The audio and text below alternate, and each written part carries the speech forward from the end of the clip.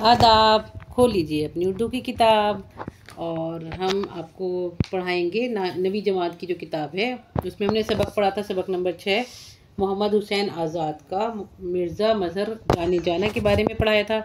उसके बाद दो लोगों के बारे में और पढ़ाया था, तो वो उनके हालात ज़िंदगी के बारे में एक सबक है ना। तो आज हम वो तशरीह करते हैं।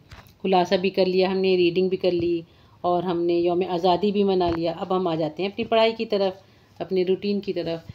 चलिए, सबसे पहले ये लिखा हुआ है पैराग्राफ नंबर 1, मिर्ज़ा मज़हर से लेके करते थे तक, और सफ़ा लिखा हुआ है सफ़ा नंबर 54, 54 और 55, 55। सबसे पहले हम लिखेंगे सियाक़ो सबाक़। ये इक़्तिबास मोहम्मद हुसैन आज़ाद के मज़मून मिर्ज़ा मज़हर जाने जाना से लिया गया है।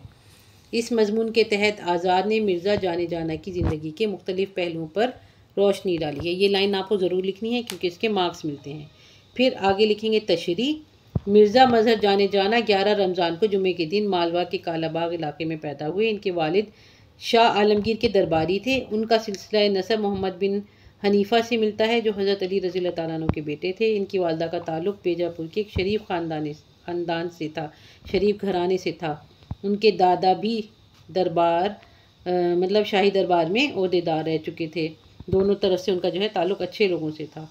इस ज़माने में जब किसी अमीर के यहाँ औलाद पैदा होती थी तो बादशाह उसका नाम रखता था, इसलिए आलमगीर ने उनका नाम जाने जाना रखा। अगरचे उनके वालिद ने उनका नाम क्या रखा था, शमसुद्दीन रखा था, लेकिन वो जाने जाना के नाम से मकबूल हुए। बस ये एक पैराग्राफ है, इसकी आपकी तशरीह हो गई।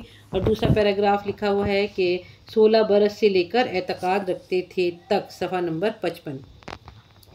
तो इसमें हम सबसे पहले वैसे ये लिखेंगे कि ये इक़्तिबास मोहम्मद हुसैन आज़ाद के मज़मून मिर्ज़ा मज़हर जाने जाना से लिया गया है।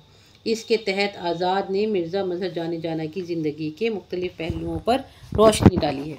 तशरीह। मिर्ज़ा मज़हर जाने जाना अभी 16 बरस के हुए थे कि वालिदा का इंतकाल हो गया। उन्होंने इसी वक्त से अपने आप को फ़कीरों और बुज़ुर्गों की सोहबत से जोड़ लिया।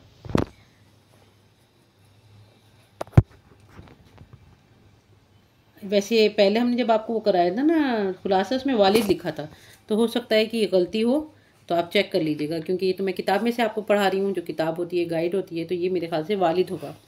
उन्होंने उसी वक्त से अपने आप को फ़कीरों और बुज़ुर्गों की सोहबत से जोड़ लिया। 30 सालों तक मदरसों और ख़ानकाहों में झाड़ू देते रहे। इस ज़माने में हिंदुस्तान में सूफियाना माहौल गालिब था, चुनाचे मिर्ज़ा ने इस तरीके को अपनाया। इस तरह ना सिर्फ मुसलमान बल्कि गैर मुस्लिम भी उनके मुरीद होने लगे। मुरीद का मतलब ये है कि उनके फ़ैन होने लगे, उनके मुत्तक़िद होने लगे। ये हो गए आपके 2 पैराग्राफ। आप इनकी तशरीह कर लीजिए, छोटा सा काम है ताकि हम आपको अगला काम करा सकें। अल्लाह हाफ़िज़, फिर मिलते हैं नए वीडियो में।